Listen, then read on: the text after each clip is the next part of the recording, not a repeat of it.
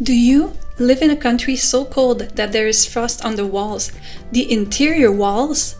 Do you struggle to find a good balance between looking cute and not freezing to death at the bus stop?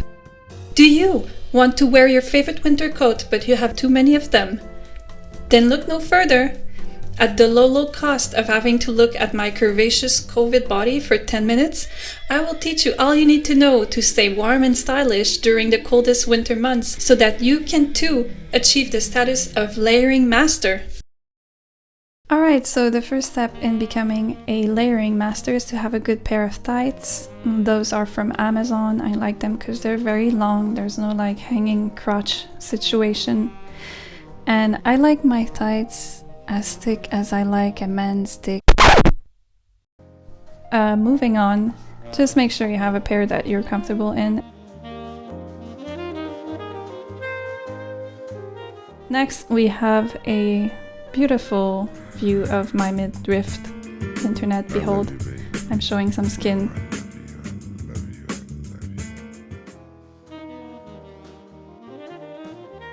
And then we have some leg warmers.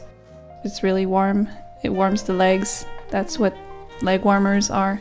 Next, you want to layer on a camisole on top of your thin knit just because you want to be cute, I guess. So this cami is from Aritzia. It's like 100 years old. I never exaggerate, never. There are no exaggerations on this channel, just to make that clear.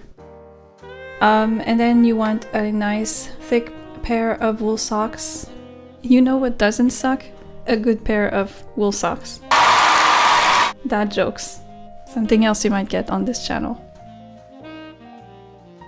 Then next step of your layering journey is a cardigan. So I like my cardigans to have buttons, sleeves, and to be thin enough that I can put more layers on top of them. And this one is also merino wool, if I'm not mistaken. It has some stretch, like all natural fabrics.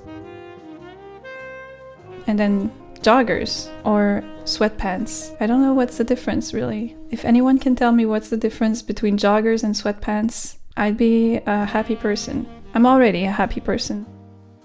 You need to break a sweat. You need to be already so warm that when you're outside, thank God it's freaking cold out, can finally feel refreshed. Your next layer will be a sweater. This one has like some sort of loose knit so that it's not too warm, but it's also, you know, a sweater, so I wouldn't wear it in the summer. And yes, obvious things are being said here. Alright, so after the sweater you want maybe to address the legs situation again, because yeah, joggers will not be warm enough for the coldest days. So if you want to really feel like a stuffed sausage, I recommend snow pants on top of like all these layers. So this pair is kind of outdated, hence the flare, but it's coming back, so hold on to your outdated clothes because they will come back and you'll save money. And they're also a bit low rise, but not too much that we would see my butt crack, which would not be very warm and also not a godly sight. Yeah, at this point I have a hard time hoisting them up. You can see the struggle of like trying to get them up on top of all the layers. If you're not struggling, you're not doing the layering thing well. Next, we have a blazer. If you're attending a business meeting, how will they know that you mean business if you're not wearing a blazer? Now you have the option. You're going to a party or a business meeting or anything in between, well, you can do it thanks to this layering class. It's a miracle that this button did not pop up during the filming of this and didn't injure anyone that was around. Who am I kidding? There was no one. Next is a puffer coat. This coat was given to me by my former employers, but I held on to it because it's a nice coat, and a bunch of geese died for it, and I will not have geese die for nothing. So next we have a wool coat, just your, you know, average blazer, long blazer wool houndstooth kind of coat, you know.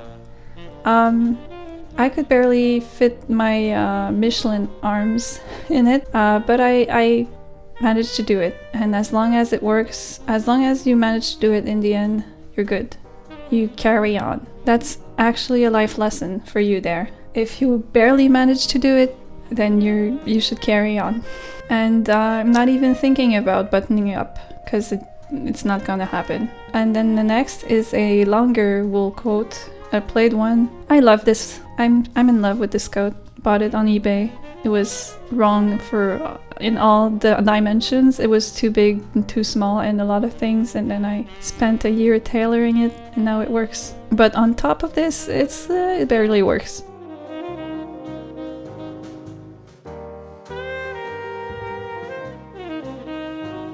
And then you need a scarf. Like, how are you going to go outside with your neck exposed?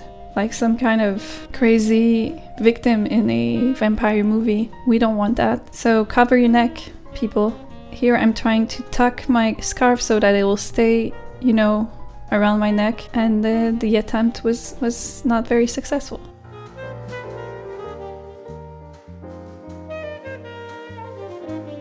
And then you have your shawl, your big scarf. Big scarf is good because it will take care of all the little places that are still exposed and that you were not able to reach. And then I'm struggling to get the belt for this big coat. It's a Velcro belt, and like the thin scarf got stuck in it, and I abandoned quickly because I'm exhausted.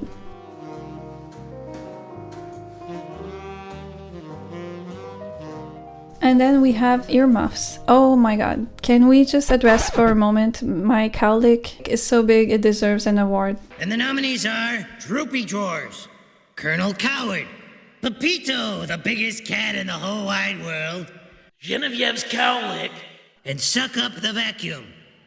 And the Emmy goes to... Oh, I don't believe this. Genevieve's cowlick. Yeah, I paid money for that crusty impersonation, and it was worth every penny. So after the earmuffs, you need a toque.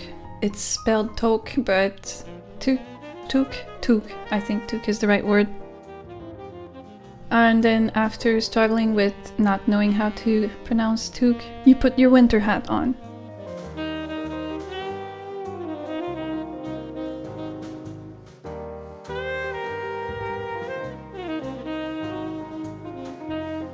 And finally, well, it's not really finally, like my hands, as you can see, still need some gloves or something, but almost finally, we have the winter boots.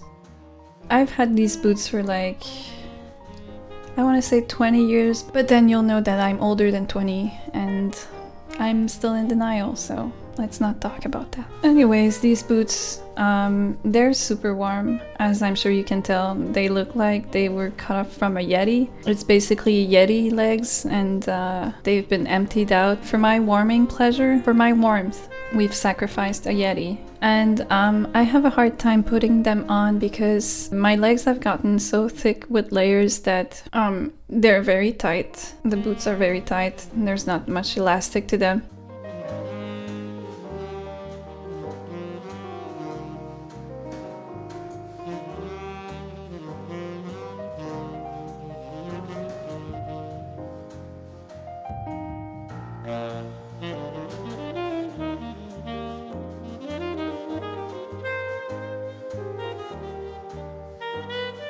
Here you will see that my left leg, I didn't get my feet all the way into the boot, and that's as good as it's going to get. And then for the hands finally, because like the hands, they need protection. Extremities are the things that need the most protection. This is true for many things actually. If you catch my drift. There you put some thicker gloves. Man, I need to find synonyms to the word thick. First of all, it's hard to pronounce when you're French. Thick. I need another word for thick.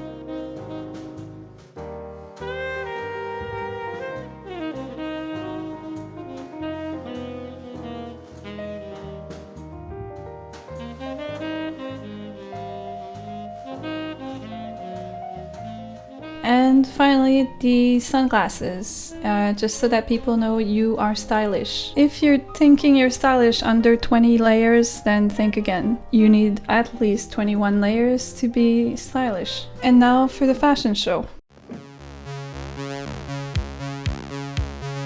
Fashion, fashion, fashion, fashion, fashion, fashion, style. Look.